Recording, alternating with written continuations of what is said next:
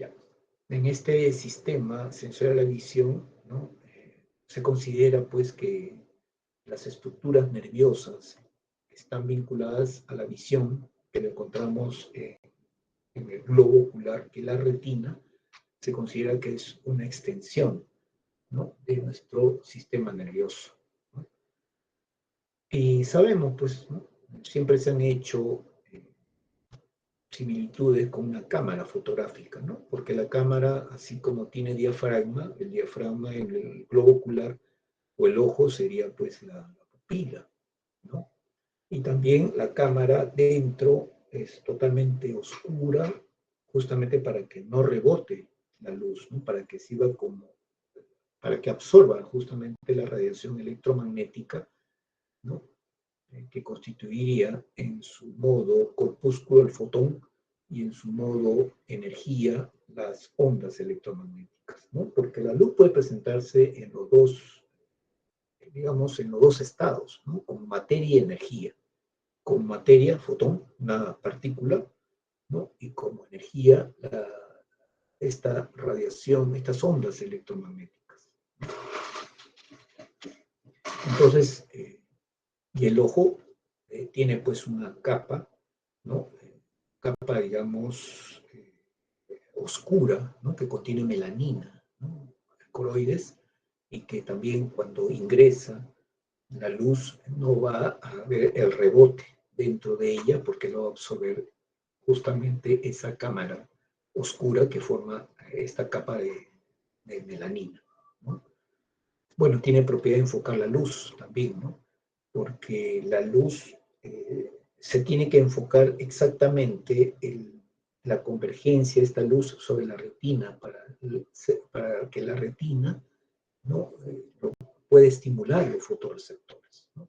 Y ahí, por ejemplo, juega un papel muy importante, ¿no? No solamente para graduar la intensidad de luz, que es la pupila, sino también el cristalino.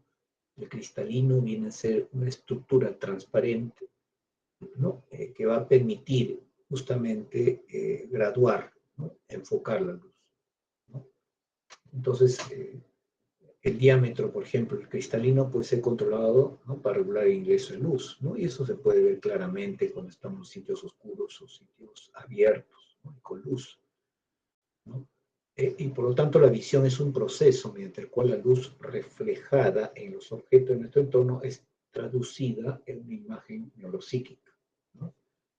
Efectivamente, ¿no? Porque lo que va a ingresar es la luz, ¿no? Que es una energía electromagnética, ¿no? Va a estimular los fotorreceptores que están en la retina y esa energía es transformada en impulso nervioso a nivel de los receptores y esto se va a transmitir a lo largo de una serie de neuronas que conforman la capa de la retina y también se va a transmitir a lo largo del segundo par craneal, ¿no? Hasta llegar al tálamo y el tálamo se proyecta a las áreas del lóbulo occipital, ¿no? ¿Y por qué es una imagen neuropsíquica, ¿no? Porque toda imagen que nosotros vemos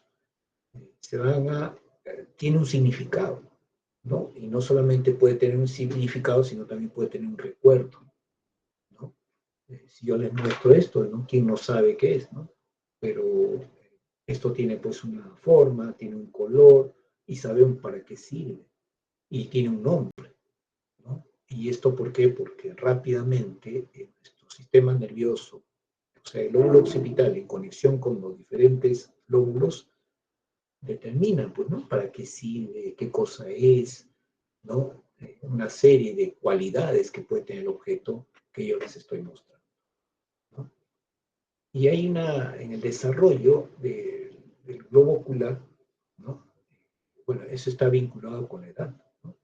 Y observen ustedes que el globo ocular sigue desarrollándose, por más que hemos nacido, ¿no? Entonces se sigue desarrollando, ¿no? Sobre todo en cuanto a la vista y el oído, como ustedes ven, desde el momento que nosotros nacemos, ¿no? Ya comienza a desarrollarse, hay un pico de desarrollo. Y esto va a ir disminuyendo, ¿no? Y es altamente probable, ¿no? Porque esto sí le preguntaba a un oftalmólogo hasta cuándo termina de desarrollar, ¿no? El globo ocular. En cuanto al tamaño, me dicen algunos 18 años, otros me dicen 21 años. ¿Pero con qué finalidad? Porque si yo quiero, por ejemplo, soy miope, ¿no? Y quiero que mi córnea sea operada a través de excimer láser, ¿no? Para yo mejorar mi visión, porque sí se puede mejorar la visión con el excimer láser, que cuesta también carito.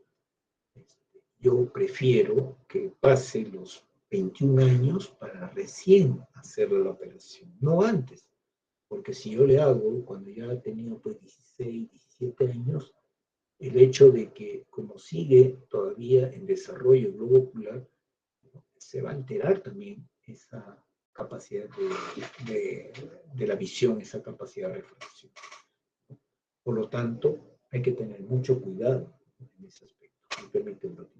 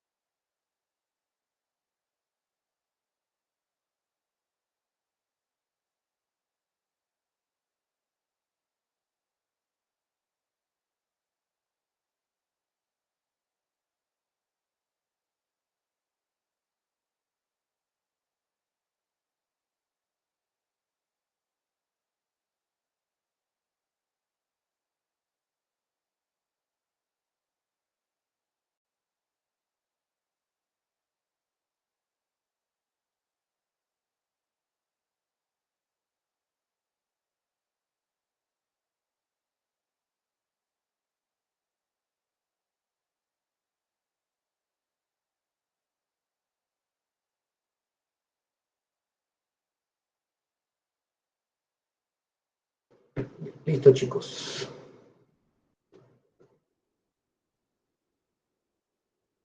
Listo. Por eso es que algunos oftalmólogos no quieren hacer esto, la corrección a nivel de córnea de las miopías, ¿no? Y otras operaciones también hasta que no termine el desarrollo del globo ocular. Y como ustedes saben, ¿no? Tenemos justamente en nuestro cráneo un área, pues, ¿no? Donde se localiza el globo ocular, ¿no? Uno le llama la cuenca, ¿no? Del ojo, y en el cual vamos a tener una serie de estructuras, ¿no? Por ejemplo, no solamente el globo ocular, sino también las glándulas, ¿no? Lacrimales, los músculos que permiten el movimiento ocular, ¿no? Una serie de conductos, porque recordemos que permanentemente tiene que ser humedecido las conjuntivas, ¿no? La conjuntiva ocular, la conjuntiva palpebral, ¿no?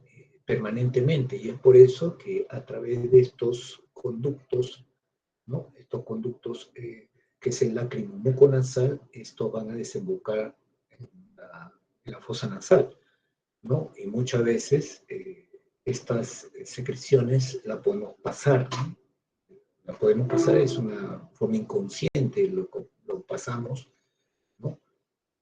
A la vía digestiva, ¿no? Y claro, cuando uno está pues congestionado, con una secreción nasal, está con resfrío, ¿no? Va a incrementarse también estas secreciones, así como también las secreciones a nivel de los cornetes, y esto va a provocar pues la secreción, la rinorrea, ¿no? Entonces el globo ocular está protegido por el cráneo, ¿no? Y presentan dos compartimientos, justamente que está separado por el cristalino, es el gran lente, ¿no? Un compartimiento de humor acuoso que está por delante del cristalino y otro compartimiento, el humor vítreo, que está por detrás del cristalino. El humor acuoso es ya un componente líquido y que permanentemente se está cambiando. En cambio, el humor vítreo es una matriz gelatinosa, pero sí transparente, y que va a ayudar, ¿no?, a mantener la forma del globo ocular. Y el cristalino es un lente, ¿no?, biconvexo, ¿no? Biconvexo que va a enfocar la luz.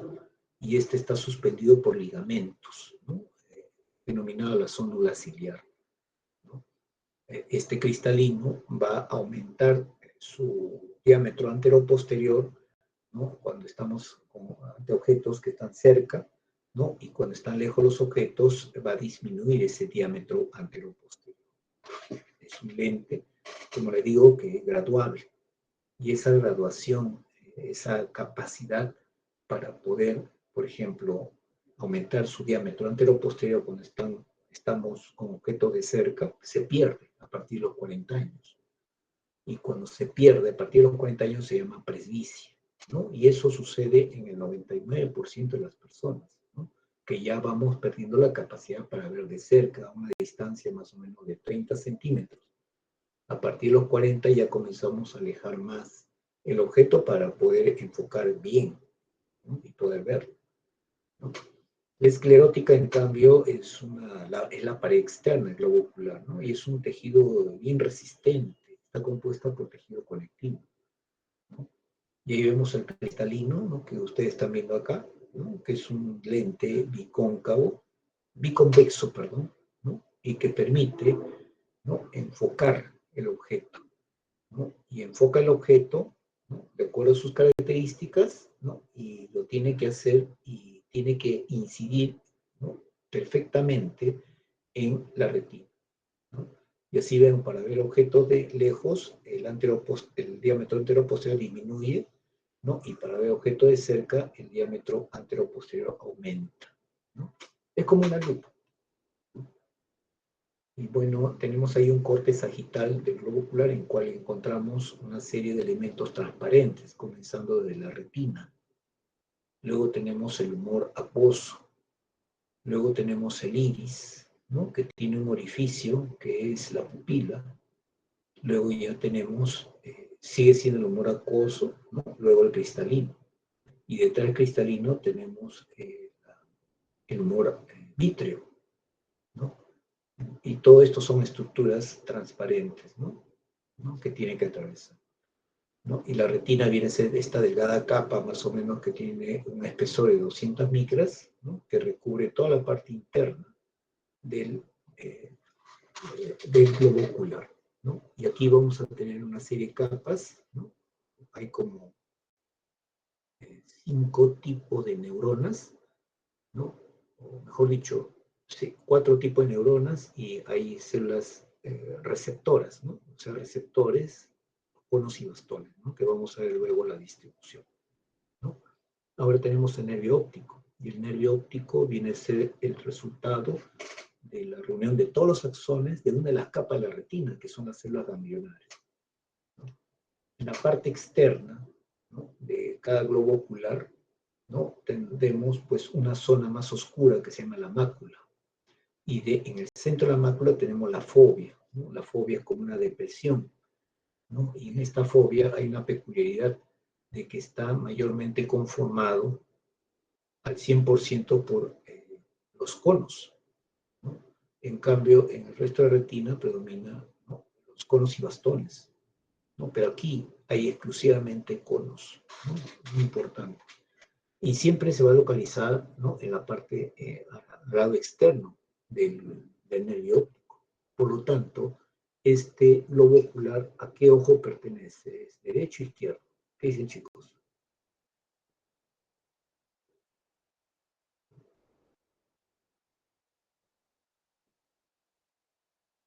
Hola, ¿a qué ojo pertenece? ¿Derecho o izquierdo?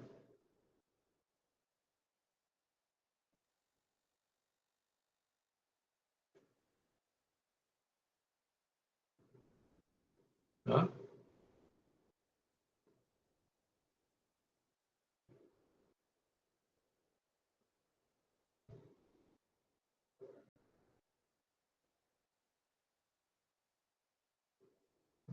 Esa retina, o mejor dicho, este globo ocular pertenece al ojo derecho, ¿no? Porque lo que estamos viendo aquí viene a ser justamente la fobia, ¿no? Que está en la parte externa, como les había mencionado, del nervio óptico, ¿no?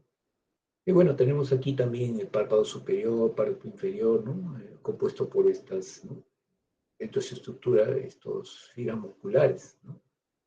Y bueno, otro aspecto importante que podemos sacar de provecho es que este humor acuoso, ¿no? Es sintetizado por el cuerpo ciliar, ¿no? Y el cuerpo ciliar va a formar continuamente y permanentemente, ¿no? Los, el humor acuoso, ¿no?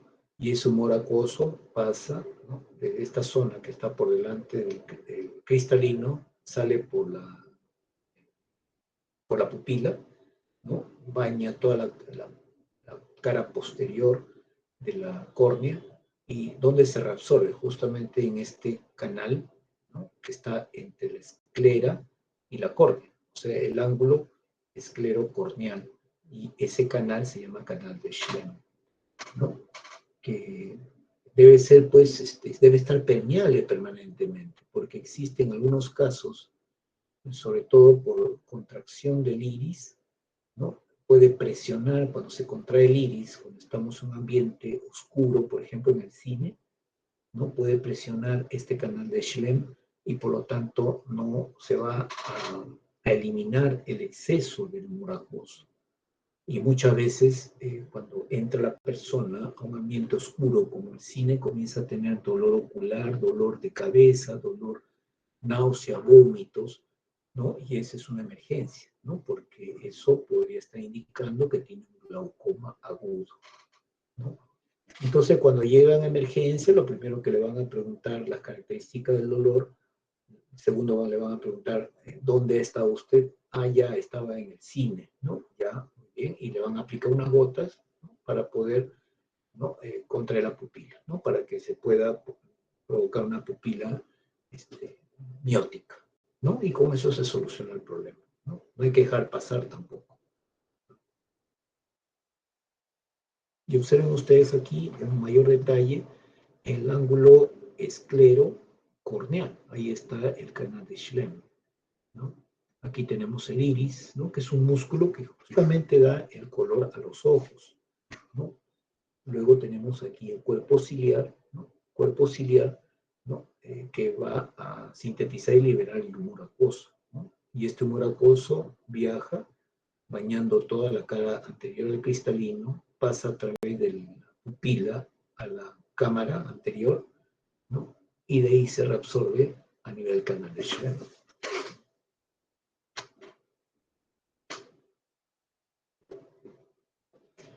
Entonces, cuando nosotros vemos cómo es este proceso de la visión, es necesidad que la luz, ¿no? Tiene que atravesar todos los elementos transparentes y llegar perfectamente, o tiene que, digamos, llegar los rayos perfectamente a la córnea. No puede llegar ni por detrás ni por delante, sino tiene que incidir directamente en la córnea, ¿no? Para que justamente se estimule esos conos y bastones y y se pueda proyectar pues la imagen, ¿no? Entonces, la córnea, como sabes, es un disco transparente de tejido, ¿no? Y es la continuación de la esclerótica, ¿no? Y la luz, una vez que atraviesa la córnea, el humor acuoso, el cristalino, ¿no? Y el humor vítreo, ¿no? Recién va a llegar a incidir exactamente en la retina, ¿no? Y cuando incide exactamente en la retina, pues estimula a los fotorreceptores para tener, ¿no? Para que podamos percibir, ¿no? Formas, colores, movimiento, etc.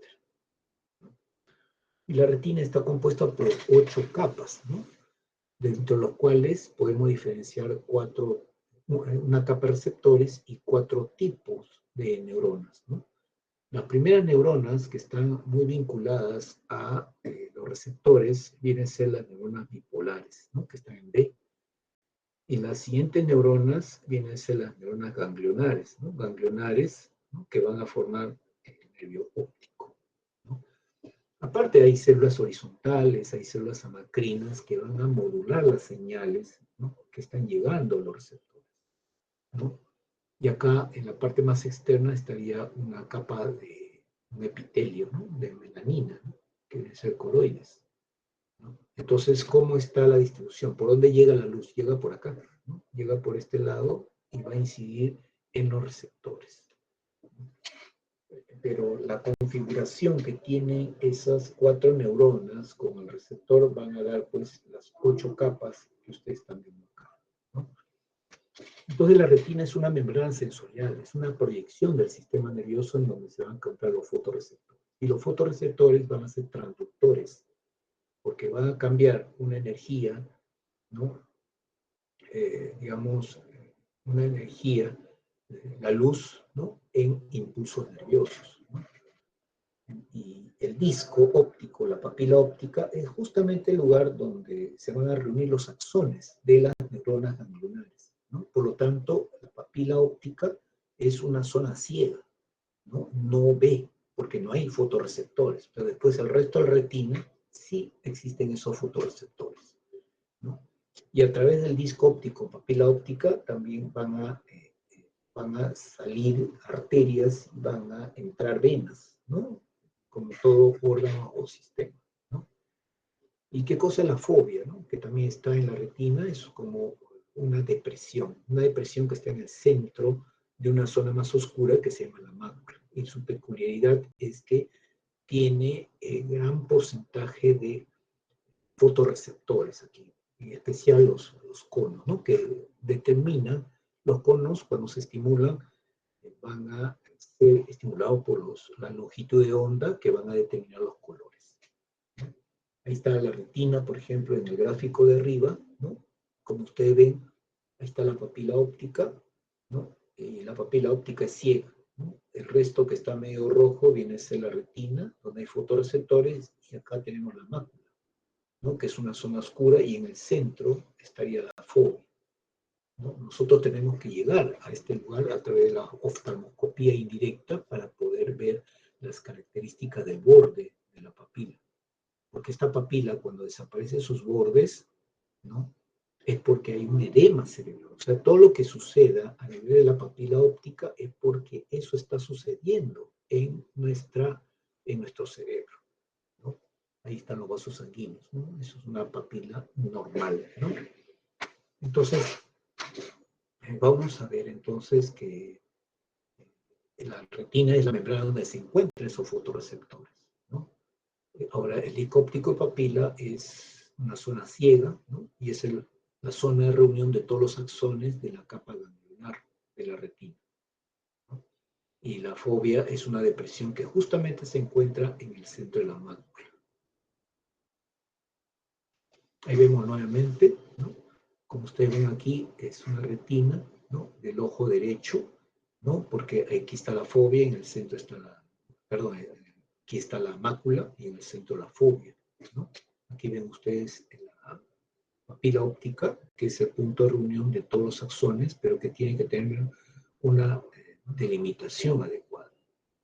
Cuando esa delimitación se borra, significa que hay edema cerebral, ¿no? Aparte de toda la sintomatología del edema cerebral, que viene a ser pues un dolor de cabeza, náuseas, o vómitos explosivos, etc.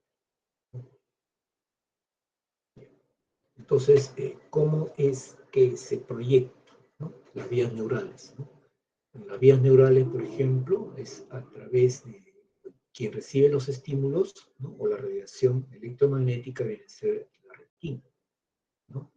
Y en la retina, como vamos a encontrar, ¿no? Existen pues tanto una retina temporal y una retina nasal, ¿no? Y vemos aquí la estructura del nervio óptico, el segundo par craneal, el quiasma óptico, luego viene el tracto óptico, que se va a conectar con las estructuras del tálamo, y del tálamo se va a proyectar hacia el cerebro, ¿no? Todo eso son, pues, las vías, ¿no? Y como podemos ver aquí, pues de repente vamos a ver en otra figura, pero lo importante es, si nosotros fijamos nuestra mirada en un punto central y sin apartar nuestra mirada en el punto central, todo lo que esté a la derecha del punto es campo visual derecho, y lo que esté a la izquierda, campo visual izquierdo, ¿ya? Entonces, todos los objetos que están en el campo visual derecho, ¿quién realmente lo va a ver? El hemisferio izquierdo. Y todos los objetos que están en el campo visual izquierdo, ¿quién lo va a ver? El hemisferio derecho, ¿no? Y esos son por ciertas peculiaridades que si la figura me lo permite, le voy a explicar por qué motivo es así. Otro aspecto importante, de repente van a encontrar unos libros, son las cintillas ópticas de Gatriolet. Las cintillas ópticas de Gatriolet son los axones, ¿no? De esa tercera neurona, ¿no? Cuando la tercera neurona, ¿no? Proyecta, ¿no? Digamos, proyecta sus axones hacia la corteza occipital, ¿no? Esos son las, digamos, las cintas o radiaciones ópticas de Gatriolet, ¿no? Aquí están justamente las radiaciones ópticas de Gatriolet, ¿no? Que proviene desde la neurona del tercer orden, ¿no? Que está a nivel del tálamo.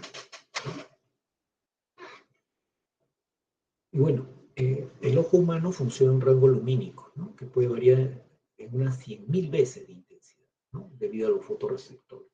Recordemos que nuestra vía visual puede percibir radiación electromagnética entre 400 a 700 nanómetros, ¿no?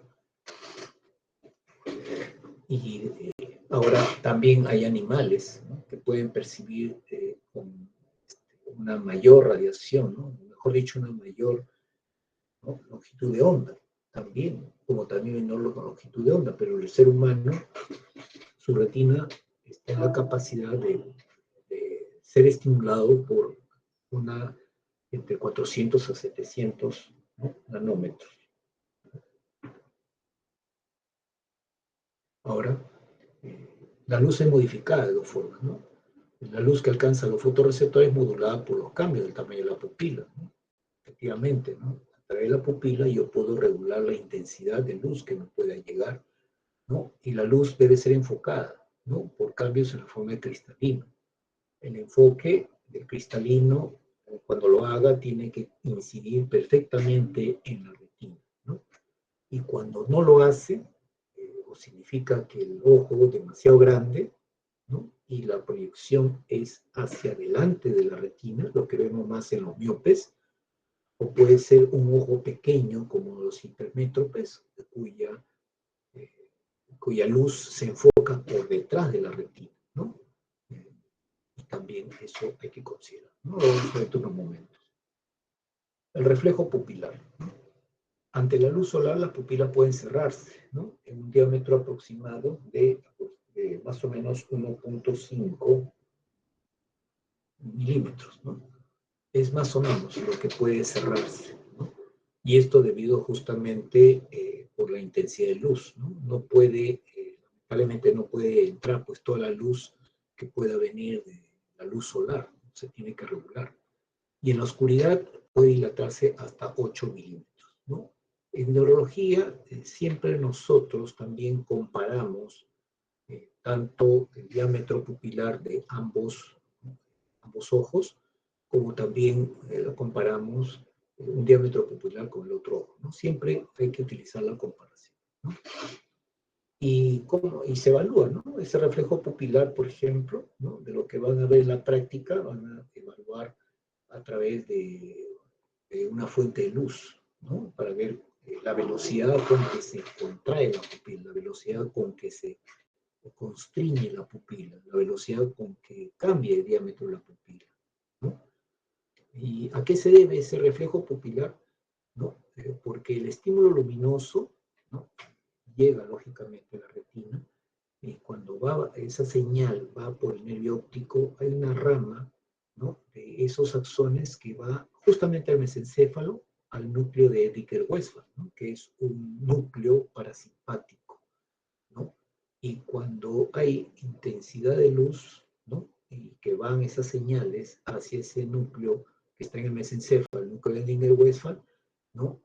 Ahí se va a conectar con neuronas cuyos axones, ¿no? Van a conectarse con las fibras, sobre todo radiadas del iris, ¿no? Y es así como si se estimula esas fibras radiadas del iris, ¿no? O circulares, perdón, circulares del iris, se va a contraer la pupila, ¿no? Y todo es lo contrario, por ejemplo, cuando no hay luz, ¿no? Cuando no hay luz, lo que se van a contraer son las fibras radiadas, ¿no? Y por lo tanto se va a dilatar la pupila.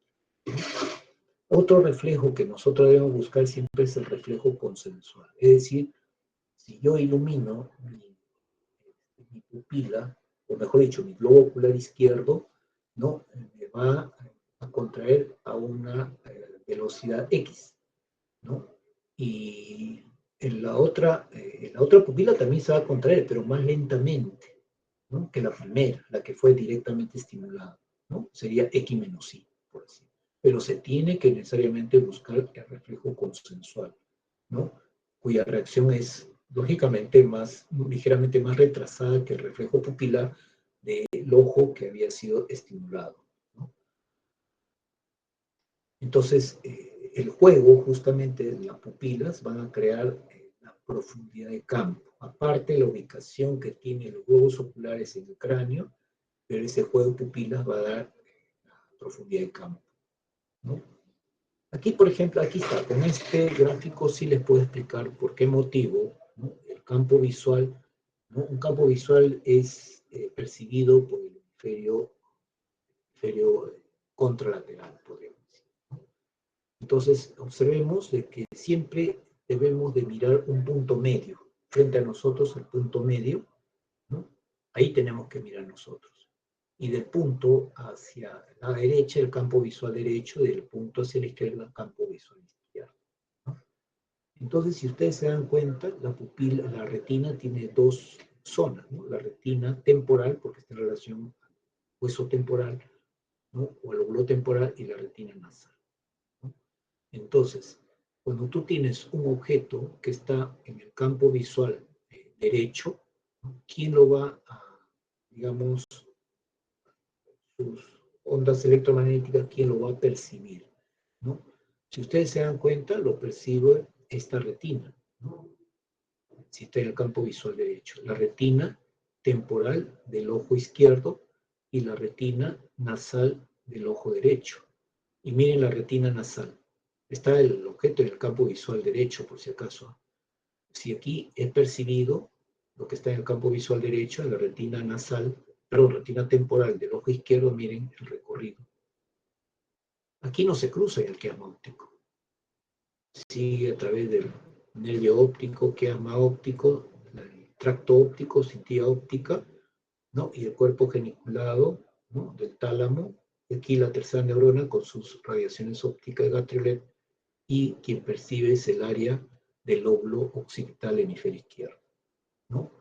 Y acá también, ¿no? Recuerden ustedes que el objeto está en el campo visual derecho, se va a proyectar en la retina nasal del ojo derecho, y miren sus axones en el nervio óptico, y los axones, las retinas nasales sí se cruzan en el quiasma óptico, ¿no? Se va hacia el lado contralateral, encuentra la neurona en el tálamo, ahí están las radiaciones ópticas de Gatriolet, y encontramos que se estimula o que lo percibe el hemisferio izquierdo, ¿no? O sea que todos los objetos que están en mi campo visual derecho lo percibe el hemisferio izquierdo, y todos los objetos que están en mi campo visual izquierdo lo percibe el hemisferio derecho, ¿no? Y aquí está justamente lo que corresponde al mesencéfalo, ¿no? Al cerebro medio, donde está el núcleo de Edinburgh-Westphal, ¿no? En el cual ustedes ven que hay neuronas a nivel talámico que se comunican con ese núcleo parasimpático de Edinburgh-Westphal, y si hay mucha intensidad de luz, estos axones se activan, ¿no? Justamente para que se contraigan las fibras circulares del músculo iris, ¿no? Y se produzca la contracción la contracción de la pupila, ¿no? Esto es muy importante saber, ¿no? Sobre todo siempre comparando con el lado sano, porque cuando encontramos la dilatación, ¿no? De una pupila, ¿no? De una de ellas, el cual no responde, no puede ser por tumores, que pueda estar a nivel mesencefálico, como también a todo el recorrido de esta estructura, ¿no? Que es muy delicada, ¿no? O de repente por traumatismo encefalocraneano en el cual se está formando un coágulo, ¿no? Sobre todo en la fosa media del cráneo, ¿no? Por eso es importante evaluar las pupilas. Y bueno, los rayos de luz a través de los medios, ¿no? Como ustedes ven, cuando yo tengo una superficie que tiene diferente densidad del aire, pues vemos así, ¿no? La refracción de los rayos, ¿no? Un poco que como se quebrase, ¿no? El objeto, ¿no? Y ese por la diferencia de densidad, ¿no?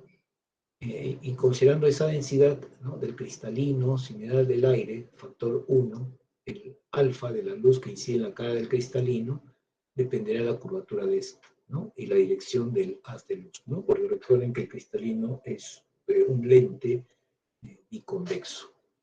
Entonces, en consecuencia, si la superficie lente es perpendicular a los rayos, la luz atravesará sin desviarse, pero si la superficie no es perpendicular, los rayos de luz se van a desviar, ¿no?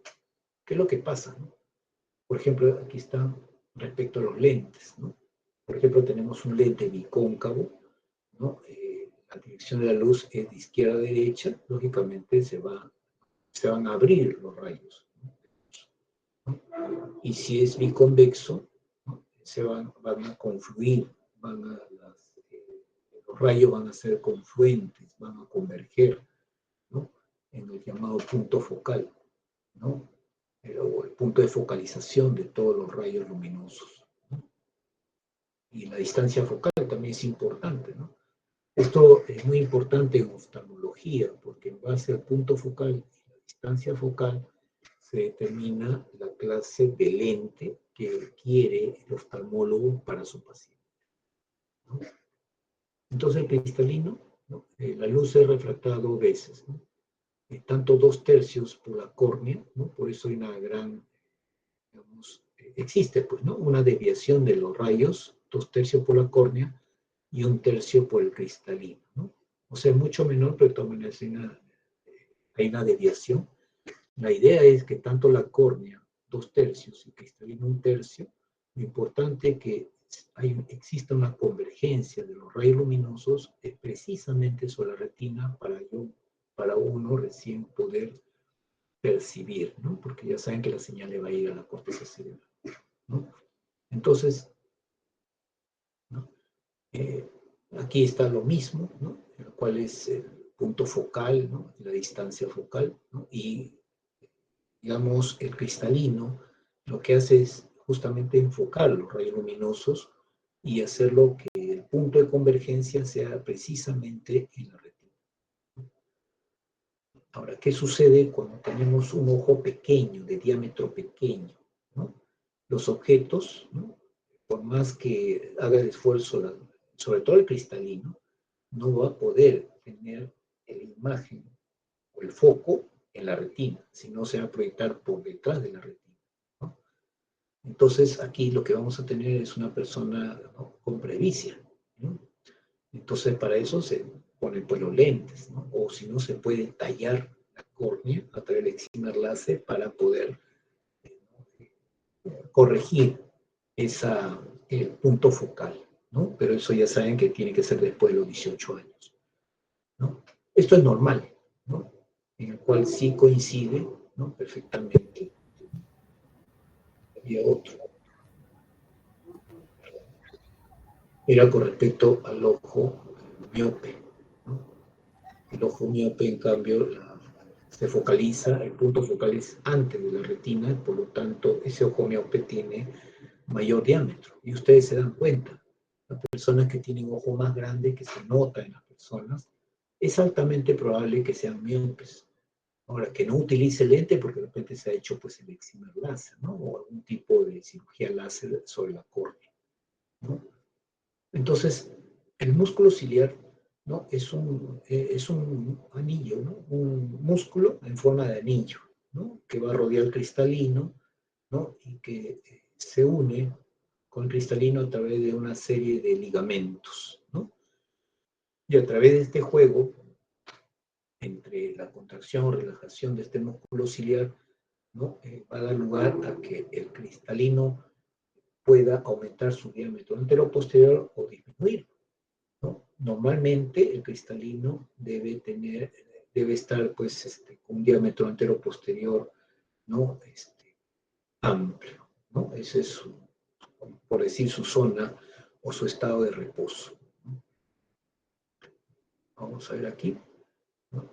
Cuando están contraídos, cuando están relajados, por ejemplo, ¿no? Bueno, entonces el reflejo de acomodación por la edad, ¿no? Miren, desde los 10 años, ¿no? Comienza uno a perder este reflejo. Pero ya a los 40 años la acomodación es solo la mitad de lo que era a los 10 años, ¿no? Y es por eso que a partir de los 40 años viene a ser el punto de quiebre en el que la persona que antes veía 30 centímetros ya no lo puede hacer, por lo tanto tiene que alejar, ¿no? Cada vez que pasan los años aumenta la presbicia, ¿no? Y por lo tanto tiene que alejar la fuente que quiere leer, ¿no? Ahora, a los 60 años dice que muchas personas pierden por completo este reflejo, ¿no? De acomodación, porque el cristalino ha perdido flexibilidad, ¿no? Lo que, sí, no deja de tener razón esto, ¿no? La pérdida de este reflejo se llama presbicia, ¿no? Aquí, por ejemplo, ¿no? La hipermetropía igual, ¿no? El foco no está pues justamente en la retina, sino está un poco por detrás y por lo tanto el lente, ¿no? Se puede hacer a través de un lente convexo, plano convexo, ¿no? Y puede corregirse los rayos de luz para que incidan directamente, ¿no? Sobre la retina, ¿no? Y pueden ver los objetos en una forma adecuada. En cambio, la miopía, como ustedes ven, es un globo ocular más grande cuyo foco está anterior a la retina, ¿no? Y por lo tanto la persona necesita pues lentes, ¿no? Cóncavos, ¿no? Para corregir ese ángulo de los rayos luminosos para que incida directamente en la retina y poder ver los objetos, ¿no? El astigmatismo ya viene a ser una pérdida de la curvatura de la córnea, ¿no? Y esa pérdida de la curvatura de la córnea lo que va a permitir es que no veamos bien, ¿no? Si comparamos una visión normal con el astigmatismo, se pueden ver claramente la diferencia. Y no solamente eso, cuando ustedes ven objetos, por ejemplo, como columnas, ¿no? Que tienen una determinada, ¿no? Rectitud, ¿no? Con el astigmatismo lo pueden ver un poco distorsionado, ligeramente curvado, ¿no? Y ese es el astigmatismo, ¿no? ¿Y por qué? Porque cuando se pierde ese ángulo, esa curvatura normal, los puntos de enfoque puede ser hacia adelante, puede ser hacia atrás, o algunos pueden coincidir, por lo tanto no podemos ver la imagen en forma adecuada. Bueno, esto también se corrige a través del excimer láser, ¿no? ¿Y cuál es la luz visible para nosotros? Está entre 400 y 700 nanómetros, ¿no? Es lo que nosotros podemos ver, ¿no? Por debajo ya sería la luz ultravioleta y por encima sería la luz infrarroja. Y bueno, eso está el producto justamente de la integración de las señales a través de estas neuronas, ¿no? A ver, chicos, son las 3:30. ¿Desean descanso o seguimos? Chicos,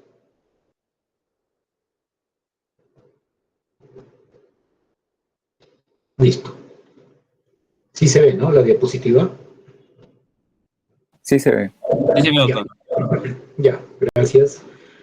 Bueno, entonces, aquí vemos todo el espectro de la radiación o de la energía electromagnética, del cual es solamente nuestra retina es capaz de ser estimulada entre 400 a 700 o 750 nanómetros, ¿no? Que como ya les había mencionado, algunos animales pueden ver, ¿no? A menor longitud de onda o mayor longitud de onda que en el ser humano. Entonces, en ese rango, entre 400 y 750 nanómetros, está todo el espectro de la luz, ¿no? Con los colores correspondientes, ¿no? Entonces, vemos aquí la organización de la retina, en el que vemos que la retina, lo que podemos observar a través de una oftalmoscopía indirecta, viene a ser pues la parte correspondiente, ¿no?, a la capa, ¿no?, de los axones, producto de la reunión de las células ganglionares. Pero hay otras capas, ¿no? Y justamente la luz tiene que atravesar todas esas capas de la retina hasta llegar a la última capa, que vienen a ser los receptores, ¿no?, en el cual ven ustedes tanto conos y bastones, ¿no? Entonces, todas estas capas deben ser también, ¿no? Claro, aquí está por colores, pero realmente es transparente, ¿no? Entonces, esos fotorreceptores van a estar en la profundidad de la retina, ¿no? Tiene su origen embrionario, ¿no? Sabemos que la retina está organizada en capas, ¿no? Son aproximadamente 8 capas, de los cuales lo conforman aproximadamente, aparte de los receptores, 4 capas de neuronas, ¿no? Y cada estructura va a tener su nombre específico, ¿no? Y justamente detrás de la capa de receptores vamos a encontrar una estructura, una capa epitelio, ¿no?, pigmentario, ¿no?, que justamente va a tener ese tono negro para que se absorba la luz, ¿no? Ustedes saben que cuando nosotros hablamos de los colores, vemos los objetos de colores porque ese objeto, su superficie está haciendo que rebote esa longitud de onda, ¿no? Entonces, si yo veo, por ejemplo, el color negro, significa que el negro absorbe. O sea, no estoy viendo ningún tipo de longitud de onda porque todo lo está absorbiendo ese color negro. Si veo el blanco es porque está rebotando toda la longitud de onda, de 400 a 750 nanómetros. Y si veo colores, ¿no?, rojo, verde, azul, es porque está rebotando esa longitud de onda que a mí me permite ver esos diferentes, esos colores, ¿no? Entonces, como les había mencionado, el negro, ¿no?, es el que absorbe realmente todo ese espectro, ¿no?, que podemos nosotros, ¿no?, podemos nosotros percibir. Y bueno, la cara externa o la parte externa de la papila óptica, ¿no?, o el nacimiento del nervio óptico, tenemos un área que es una depresión que se llama fovea, que justo está en el centro de la mácula, ¿no?, que es una zona más oscura.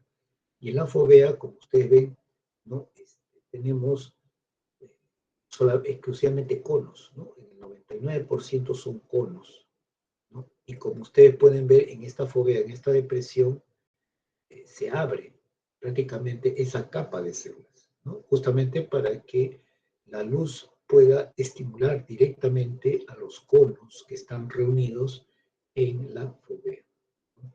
¿Y cuál será la finalidad de tener esta estructura en el cual se reúnen, eh, digamos, los conos? Sirve para la agudeza visual, ¿no? Es decir, si yo enfoco mi mirada en algún punto del espacio, ¿no?, yo estoy enfocando ahí mi agudeza visual, ¿no? Y es por eso que requiero que el mayor número de conos se estimule para yo tener una mayor agudeza visual, ¿no? Y ahí está justamente una mancha que se llama mácula, y en el centro hay una depresión que se llama pues la fovea, y detrás de la fovea encontramos gran cantidad de conos, y como ustedes ven se abre, ¿no?, se abre todas las capas, ¿no?, de la retina para que la luz pueda incidir directamente sobre los conos. Y aquí vemos justamente una microfotografía electrónica, la fovea, ¿no?, en el cual ustedes pueden ver aquí, ¿no? Es una zona en la cual se ha abierto todas las capas, las 8 capas que conforman la retina, ¿no?, para dar solamente y exclusividad, ¿no?, a la presencia de los conos. Es decir, si aquí en este lado se abre, ¿no?, se abre todas las capas, significa que la luz incide directamente sobre los conos, ¿no? En cambio, aquí en esta retina, en donde hay conos y bastones, ¿no?, tiene que pasar las diferentes capas, ¿no? Eso debe tener una finalidad, ¿no?, que lo vamos a ver en estos momentos, ¿no? Entonces, la fovea y la mácula, ¿no?, o sea, la mácula es la mancha, y en el centro está la fovea,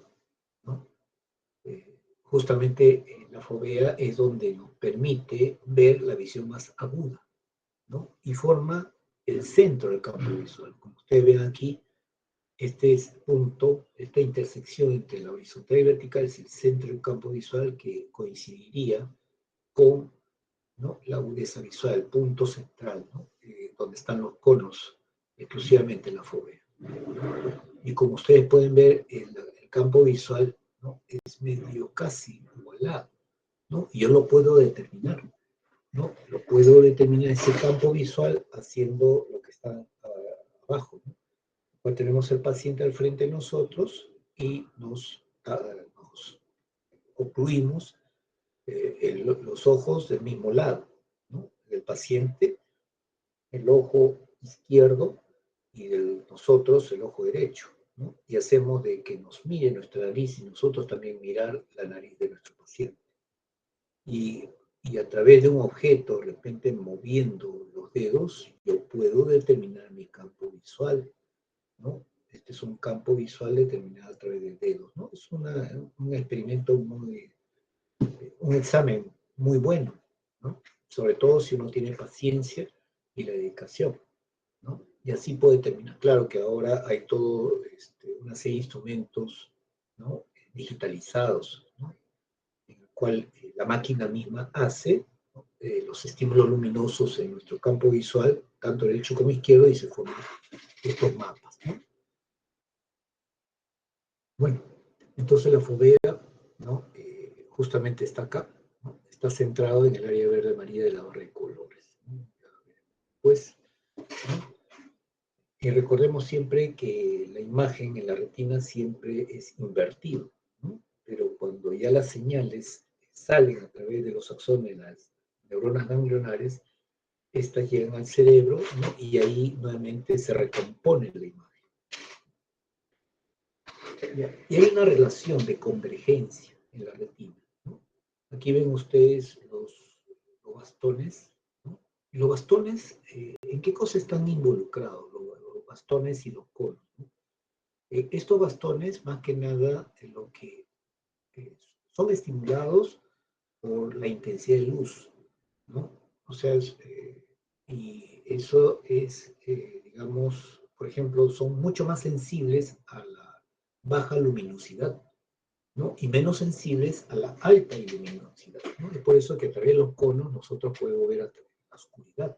No total, lógicamente, pero sí hacemos un esfuerzo para ver y nosotros podemos, estos estos bastones nos permite ver en la oscuridad. En cambio, los conos lo que permite ver son los colores, ¿no? ¿Y por qué? Porque cada bastón tiene un determinado, o mejor dicho, son estimulados por una determinada longitud de onda. Y es por eso que hay conos que te permiten ver la luz azul, la luz verde o la luz roja, ¿no? Entonces, los conos están más vinculados a la luz y los bastones a la intensidad de la luz, ¿no? Y hay una relación, ¿no?, que más o menos tenemos 100 millones de células receptoras en la retina, 100 millones, ¿no? Y cuando pasamos esa señal de la célula bipolar y a la célula ganglionar, ¿no?, solamente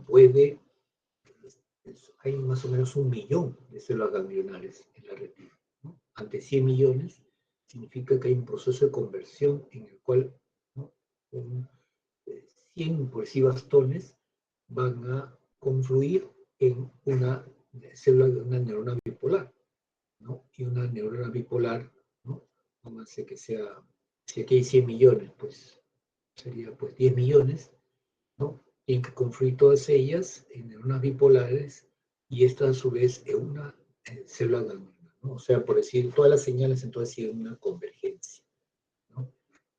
Esto es importante, sobre todo porque cuando hablemos de la fobia, ¿no?, como la luz va directamente a los conos, esto sí, la relación es 1 a 1, ¿no? O sea, un cono activa a una célula bipolar y activa a una célula ganglionar, ¿no? Es 1 a 1. En cambio, cuando hablamos del resto de la retina, no específicamente la fobia, sino el resto de la retina, sí, la relación es 100:1, ¿no? 100 receptores, fotorreceptores contra un célula ganglionar, ¿no? Y ahí vemos, por ejemplo, ¿no? La retina, ¿no? Justamente, y las células ganglionares formando sus axones, ¿no? Para formar lo que es el nervio óptico, que como les digo, lo que uno ve en la oftalmoscopía indirecta viene a ser la papila óptica, que es una zona ciega. Entonces, hay, como le digo, y nuevamente reitero, una convergencia, ¿no? Y esa convergencia es, es la que explica, ¿no? Por qué motivo en la retina podemos tener una visión, pero no tan precisa como en la fobia, en el cual ahí sí agudizamos nuestra vista. Y esta relación, por ejemplo, ya en la fobia, ¿no? Y en la retina propiamente dicho, la relación es 100:1, o sea, 100 receptores van a excitar a una neurona ganglionar, pues en la retina es 1:1. O sea, un receptor estimula solamente a una neurona ganglionar, ¿no? Son características principales. Ahora, claro, existen entre los receptores y las neuronas ganglionares unas células que se llaman neuronas horizontales, ¿no? Y entre las neuronas bipolares y las neuronas ganglionares tenemos las células amacrinas. Y bueno, esos receptores, ¿no? Están formados por una serie de discos. Y en la membrana de ese disco vamos a encontrar un fotopigmento, ¿no? Que se llama la rodopsina. Entonces aquí está la relación de bastones y conos. O sea, ya a nivel de retina nada más, o a nivel de la capa receptora, la relación de 20:1. O sea, por cada un cono existen 20 bastones, ¿no? Y en la fovea solamente existe conos, ¿no? Y es la región por la cual yo tengo la visión más aguda, ¿no? Yo puedo detectar detalles con mi visión aguda. Y ahí la relación entre cono y la célula ganglionar es 1:1, ¿no? Ahora los bastones, ¿no? Como detectan la intensidad de la luz, son mucho más sensibles a la menor intensidad de luz, ¿no? Y eso es lo que nos permite a nosotros tener la visión nocturna y en blanco y negro, ¿no? Después los conos son utilizados para la alta agudeza y visión de colores durante el día, ¿no? Y ahí está, por ejemplo, ante una tinción, ¿no? Fosforescente, ¿no? Lo que son los receptores, ¿no? Los fotorreceptores, ¿no? De ahí encontraremos conos y bastones en la parte superior del color verde, ¿no? Ahora tiene segmentos esos receptores, ¿no? Un segmento externo, un segmento interno y las terminales sinápticas, ¿no? Y aquí vemos la distribución de conos y bastones en el que vemos en el eje de las abscisas los grados de la fovea, ¿no? Es decir, porque ustedes saben de que la fovea, ¿no? De la fovea, la retina tiene pues una cierta curvatura, ¿no? Y eso se mide en grados. Y en el eje de las ordenadas la cantidad, el número de conos o bastones. Como ustedes ven, aquí en la retina propiamente dicho, lo que predomina son los bastones. Ah, pero aquí hay una caída, y esa caída corresponde al punto ciego, que viene a ser la papila óptica, que no tiene receptores, ¿no? Pero de todas maneras sigue la caída, ¿no? Hasta el punto cero, donde está la fovea, ¿no? Y luego tenemos aquí también bastones que se incrementan, ¿no? Se incrementan. También tenemos conos, ¿no? Propiamente dicho, en la retina hay una cantidad, ¿no? Mínima, pero existen conos. Pero cuando hablamos de la fovea, ahí sí se dispara, ¿no? La presencia de conos, ¿no? ¿Ya? Eso es lo que trata de explicar este gráfico, sobre todo que hay un punto ciego, porque no hay receptores en la papila óptica, ¿no? Y hay puntos en los cuales se incrementan ostensiblemente la presencia digamos, de los conos, ¿no? Sobre todo en la fovea.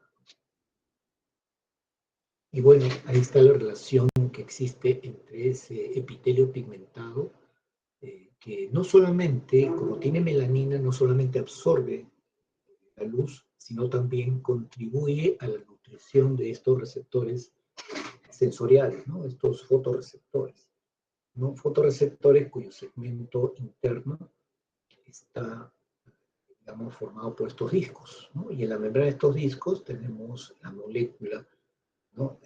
La rodopsina, ¿no? Que está conformado por un cisretinal más la opsina, ¿no? Y bueno, ahí vemos el epitelio pigmentario, ¿no? Los segmentos formados por discos, ¿no?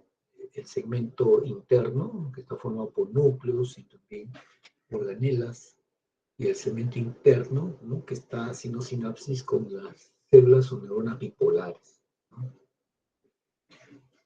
Bueno, ahí están los pigmentos visuales. El pigmento que encontramos en la membrana de esos discos viene a ser la rodopsina, ¿no? Que está formado por el cis-retinal y la opsina. Y estos son muy sensibles a la luz. Tal vez así, cuando viene un fotón, ¿no? Estos dos elementos se van a excitar de manera diferente, ¿no? Porque el cis-retinal se convierte en transretinal. ¿No?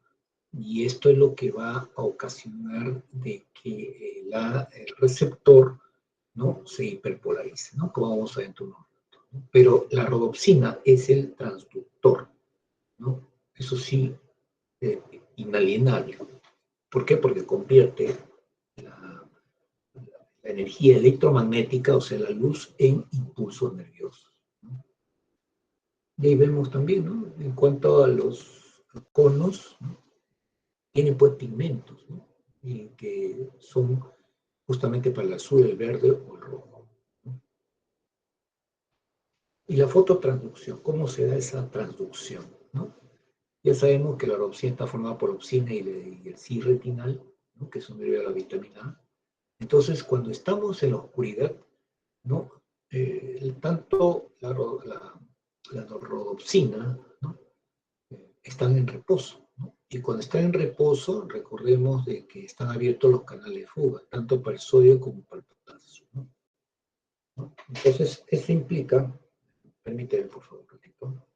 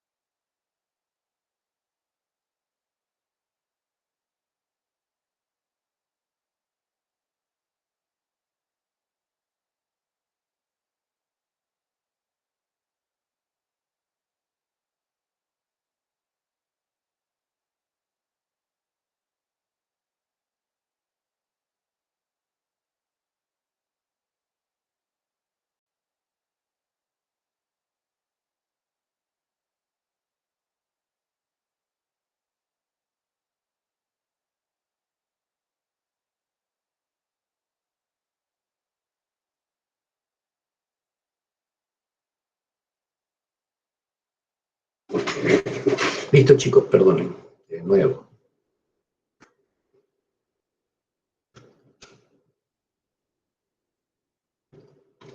Ya. Entonces, en la fototransducción, ¿no? Cuando estamos en oscuridad, ¿me escucha, no? ¿Se me escucha? Sí, doctor. Ya. Entonces, cuando estamos en la oscuridad, justamente todo está en reposo, podríamos decir, ¿no? Y lo que sucede aquí es que realmente hay una despolarización, ¿no? O sea, miren, en la oscuridad hay una despolarización. Cualquiera podría entender, ahí está activo, ¿no? Y no es que esté activo, sino de que digamos, hay reposo, hay tranquilidad, ¿no? Solamente está despolarizándose aquí el receptor, ¿no? Pero en la siguiente neurona se está inhibiendo. Antes, cuando existe la luz, o sea, la energía electromagnética, ¿no? Los fotones, como onda o como partícula, como corpúsculo, es ahí donde se produce un cambio en la rodopsina, ¿no? Que es el fotorreceptor, ¿no? La molécula. Y el cis-retinal se convierte en transretinal, ¿no? Y la opsina, ¿no? Como que dice, se separa.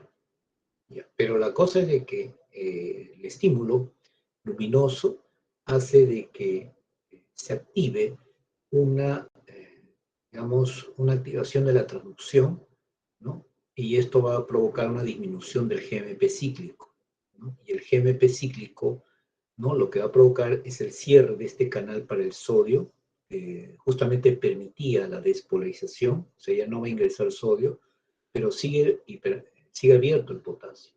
Entonces, al perder cationes, lo que va a provocar es que el interior sea más negativo, ¿no? De lo que estaba en menos 40 milivoltios en la oscuridad, ahora con la luz está menos 70 milivoltios, ¿no? Entonces, al ser más negativo, es evidente que va a tener una inhibición, ¿no? Por lo tanto, se va a liberar menor cantidad de glutamato, ¿no? Y esa menor cantidad de glutamato, lo que va a hacer en la siguiente neurona, se va a liberar, ¿no? Entonces se va a activar, ¿no? Toda esa vía, ¿no? Y en la recuperación, lógicamente el cis-retinal, perdón, el transretinal se convierte en cis-retinal, ¿no? Por acción de la vitamina A.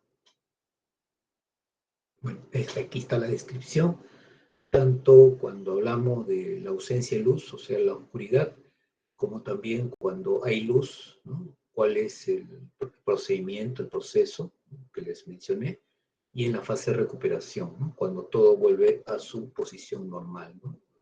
Conformándose nuevamente la rodopsina. Aquí ven ustedes, ¿no? Justamente aquí tenemos la hiperpolarización que se produce a nivel de los fotorreceptores, ¿no? Que va a disminuir la, eh, la liberación de glutamato, ¿no? Y esa disminución de glutamato va a hacer que la neurona, la célula bipolar, se libere, podríamos decir. Entonces se despolariza.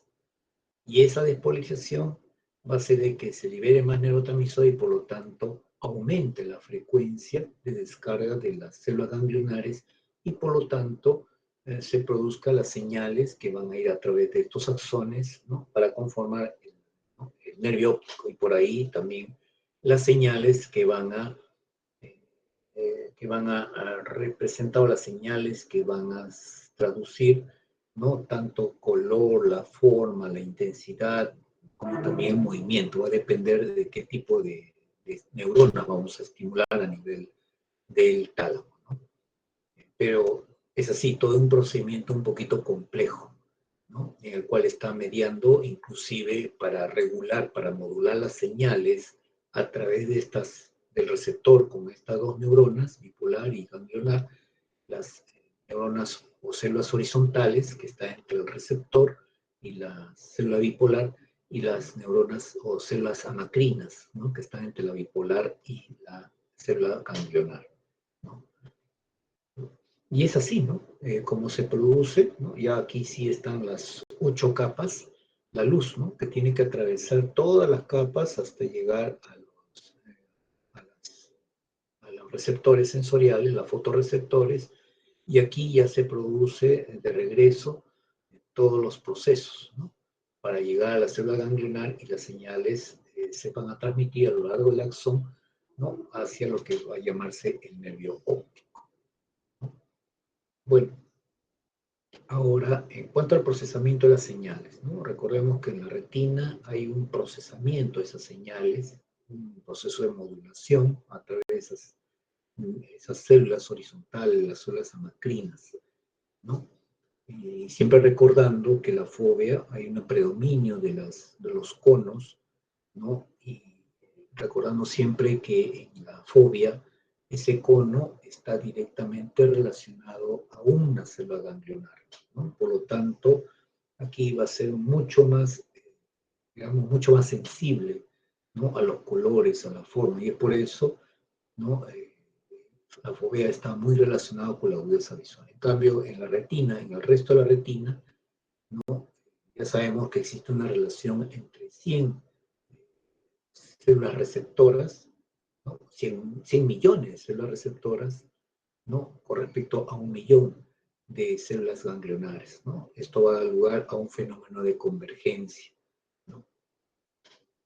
Y bueno, con respecto a los campos receptivos, también lo que está representando los campos receptivos viene a ser justamente la retina, ¿no? Los receptores sensoriales, ¿no? Hay receptores sensoriales, ¿no? Y ya sabemos que esos receptores van a hacer que al final, ¿no? En su relación de 100 a 1, ¿no? Van a tener que llegar las señales ya procesadas, ya integradas con la célula ganglionar, ¿no? Y es por eso que aquí está muy vinculado la célula ganglionar, ¿no? Y este campo receptivo está representando, pues, si son 100 millones en la retina, ¿no? A excepción de la fobia, respecto a 1 millón de células ganglionares, vamos a representarlos imaginariamente, que todo este campo receptivo sean pues de 100, 100 células receptoras, de 100 fotorreceptores, ¿no? Y en el cual estos 100 fotorreceptores se reordenan en el que el centro de los fotorreceptores, cuando está eh, en la función on, o sea, prendidas, lo que están periféricamente es la función off, ¿no? Y cuando tenemos esos campos receptores, ¿no? Cuyo centro es on y exteriormente es off, ¿no? Va a excitar la luz que brilla en el centro. Cuando la luz llega al centro de este campo receptivo, va a excitar a la neurona ganglionar, ¿no? Pero si esa luz brilla en la periferia, va a inhibir a la célula ganglionar. Y una luz difusa que ilumine tanto el centro como la periferia, va a haber una respuesta débil de la célula ganglionar. A diferencia de los campos, ¿no? De la retina, ¿no? En el cual su centro es off y su periferia es on, aquí cuando la luz brilla en el centro, inhibe a la célula ganglionar. Si la luz brilla en la periferia, exclusivamente excita a la célula ganglionar, y si la luz brilla para la periferia y el centro, la respuesta es débil a la célula ganglionar. Por lo tanto, eso implica pues que la retina utiliza más el contraste, ¿no? Que la intensidad de la luz para detectar mejor los estímulos débiles, ¿no? O sea, se puede decir, desde el punto de vista evolutivo, es más importante para la retina detectar esos contrastes, ¿no? Que va a ser mucho más sensible, ¿no? Para que nosotros percibir esos estímulos que son débiles, ¿no? O sea, utiliza más el contraste que la intensidad, ¿no? Bueno, ahora, las células ganglionares de la retina, también se han identificado células ganglionales en los primates, ¿no? Y existen en la retina, todavía estamos hablando, dos tipos predominantes, ¿no? De células ganglionares. Unas células ganglionares tipo M y otras tipo P. La de tipo M son las llamadas magnocelulares, ¿no? Magno porque es grande, ¿no? Son células grandes, son más sensibles a las señales que codifican movimiento, ¿no? Y las parvocelulares, que son más pequeñas, son más sensibles a señales relacionadas con la forma y el detalle fino, como la textura de los objetos en el campo visual. Entonces, tanto estas células ganglionares M y células ganglionares P, ¿no? Cuando van a conformar estas subaxones al nervio óptico, De ahí el quiasma óptico y luego el tracto óptico necesariamente tiene que llegar pues al tálamo, ¿no? Y de ahí también vamos a ver neuronas, ¿no? Tálamo corticales que van a tener su diferencia, ¿no? Aquí nuevamente para que ustedes vean, ¿no? Cómo cuando uno se fija en un punto central, ¿no? Aquí tenemos el punto hacia la derecha, campo visual derecho, el punto hacia la izquierda, campo visual izquierdo, ¿no? Y todo lo que está en el campo visual derecho, ¿quién lo percibe? El hemisferio izquierdo. Y lo que está en el campo visual izquierdo, ¿quién lo percibe? El hemisferio derecho, ¿no? Y justamente, como les había conversado y hablado, ¿no? Está respecto a qué retina estimula, ¿no? Si es la retina temporal o la retina nasal, ¿no? Y la colaboración de del quiasma óptico. Esto también es importante porque les va a permitir a ustedes, si conocen estas vías, ¿no? Y cómo por ejemplo, los axones de la retina nasal se cruzan en el quiasma óptico y permite ver o permite determinar, ¿no? Qué lóbulo es el que va a percibir, ¿no? Qué lóbulo occipital percibe, ¿no? Hay tumores, ¿no? Que se pueden originar, ¿no? En diferentes partes. Sobre todo hay una estructura que está por delante del quiasma óptico. ¿Y cómo se llama esa estructura que está por delante del quiasma óptico? A ver, ¿cómo se llama? Anatomía, chicos.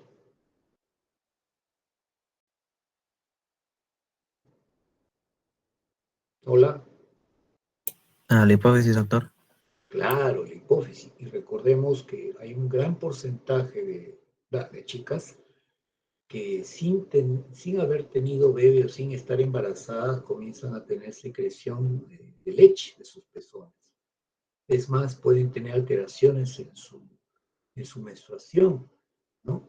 Y en otros casos puede tener hasta dolor de cabeza, ¿no? Y en otros casos puede tener hasta problemas vinculados a la visión, ¿no? Entonces, si nosotros sabemos, ¿no? Que por delante quiasma óptico está justamente por detrás del quiasma óptico está la glándula hipófisis, cuando hay crecimiento, o sea, los llamados prolactinomas, ¿no? Que es el que provoca justamente que exista, ¿no? La secreción de leche, va a presionar justamente las estructuras. Entonces, si presiona la estructura central, ¿no? Va a bloquear, ¿no? La transmisión de señales de las retinas nasales.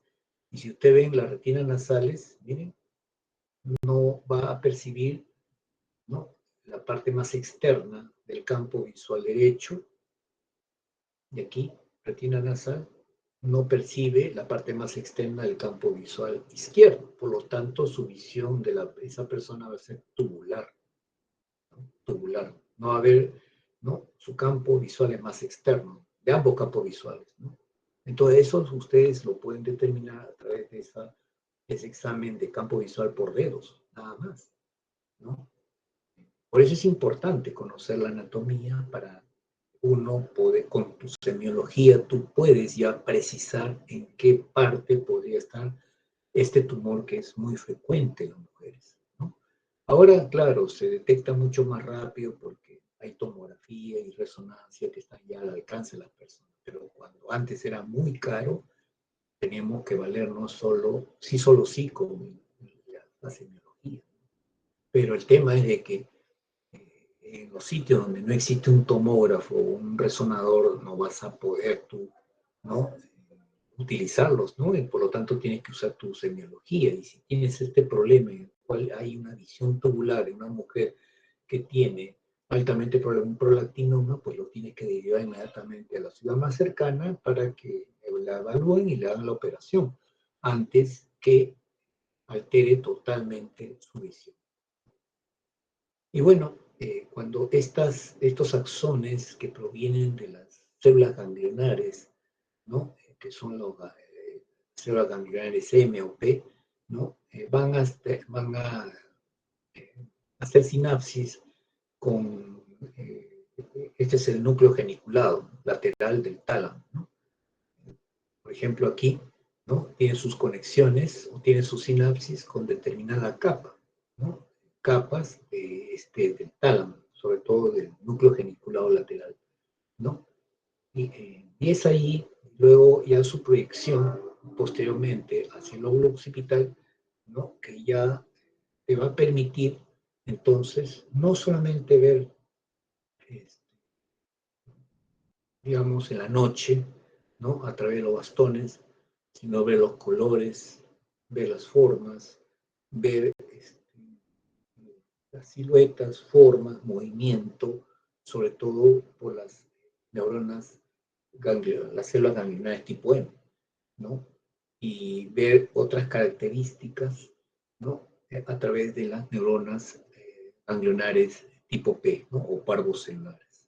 O sea, aquí se va viendo una combinación de una serie de, digamos, de características que tienen las imágenes, ¿no? Entonces, cuando hablamos, por ejemplo, ahí está el núcleo genicular lateral que está representado por esta estructura que parece también una corteza cerebral, ¿no? Pero son neuronas también, ¿no? Vemos las proyecciones de las neuronas tálamo-corticales, las proyecciones ópticas de Gatriolet, ¿no? Y aquí vemos justamente el área primaria, ¿no? El área 17 de Brodmann, la más externa el área 18, el área 19, ¿no? Cuando hablamos de áreas primarias significa que vemos lo más básico de una imagen, posiblemente formas y colores. Pero cuando vamos al área secundaria, el área 18 de Brodmann, ya tenemos redes un poco más complejas. Entonces podríamos estar vinculando aquí la forma, el color, el movimiento y otras características de la imagen. Y cuando vamos al área terciaria, ya que ya está cerca, está colindando con otros lóbulos que tienen otras funciones, ya le damos pues un nombre a ese objeto, le damos una función a ese objeto, ¿no? Y también lo vinculamos, ¿no? Con nuestra memoria. Entonces ya aquí se va haciendo cada vez más complejo, ¿no? La interpretación de una imagen, ¿no? Es lo mismo, ¿no? Que le mencionaba con respecto a los campos visuales, ¿no? Que también es importante, ¿no? Y aquí está, por ejemplo, las capas, ¿no? Y las capas en el núcleo geniculado lateral del tálamo se contabiliza de la capa inferior hasta la capa exterior, ¿no? Del 1 al 6 capas, ¿no? Aquí vemos, por ejemplo, ¿no? Las capas cuyas axones de esas células ganglionares magnocelulares se van a hacer sinapsis con su neurona correspondiente, ¿no? La capa 1 y 2, por ejemplo, ¿no? Y esas magnocelulares lo que va a dar es el movimiento, ¿no? Lo vamos a percibir como movimiento, ¿no? Y la capa 3, 4, 5 y 6, aquí están las neuronas que se van a hacer sinapsis con los axones que vienen por los axones de las células ganglionares parvocelulares, ¿no?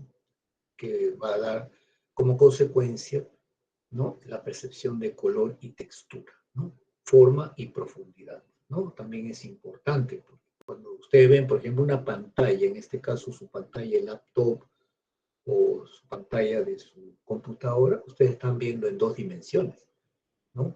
Tanto alto como ancho, pero no ven profundidad, ¿no? Y la profundidad está en relación con la activación de eh, estas neuronas, células ganglionares parvocelulares, ¿no? Pero eso no es todo, ¿no? Porque te tienes que ayudar a través de el juego de la pupila, de la contracción-relajación, ¿no? Como también de los globos oculares, porque los globos oculares no están perfectamente, ¿no? Los dos mirando de frente, ¿no? Sino están un poco lateralizados, ¿no? Todo eso te da la visión de profundidad, ¿no? Pero quienes reciben ese tipo de estímulo vienen a ser justamente los receptores y a través de las células ganglionares parvocelulares, ¿no? La profundidad, que es algo muy importante, ¿no? Cuando ustedes ven, por ejemplo, un partido de fútbol, muchas veces cuando patea el futbolista da la impresión que ya ingresó al arco, ¿no? Pero ustedes ven que no es así, porque están viendo 2 dimensiones, pero si ustedes se van al Estadio Nacional para ver el partido, ahí sí funciona la profundidad, ¿no? Y ahí sí pueden ustedes ver que si patea, entra o no entra al arco, ¿no? De la visión de profundidad.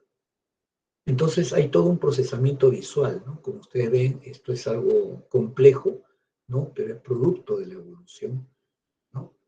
Y ese procesamiento visual pues nos da una idea de nuestro mundo social que nos rodea, ¿no? Y todo esto es, como ustedes han visto, hemos tratado de estudiar cada uno de los procesos, ¿no? Qué cosa se da a nivel globo ocular, de la retina, a nivel de las vías, a nivel del tálamo, a nivel de los lóbulos, ¿no?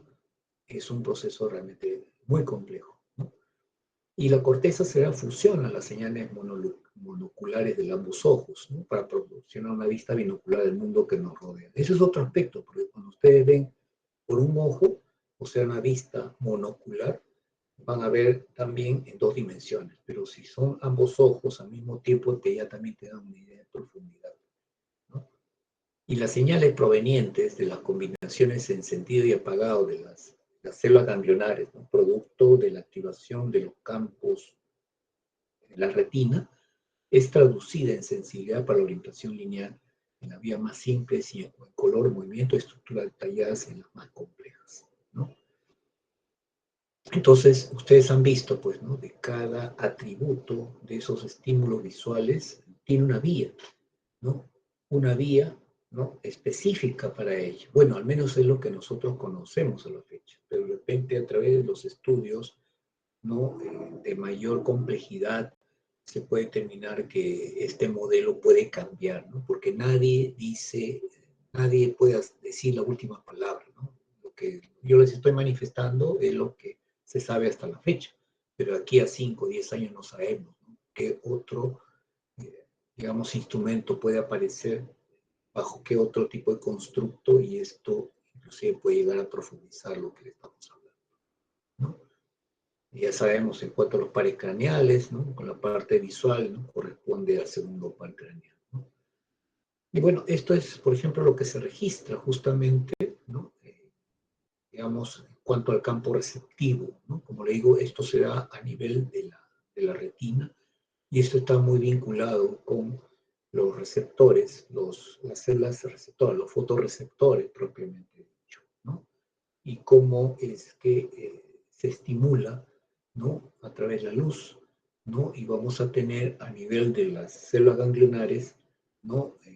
Aumento de la frecuencia. El aumento de frecuencia significa, ¿no? Mayor estímulo. Menor frecuencia, menor estímulo, ¿no? Y esto ya les he explicado, ¿no? Cómo reaccionan estos campos receptivos con centro off, ¿no? O con centro on, ¿no? Centro apagado, centro prendido. ¿Listo? Seguimos avanzando entonces. Ahora sí tocamos la parte de músculo, ¿no? La actividad muscular. No sé si tienen una pregunta.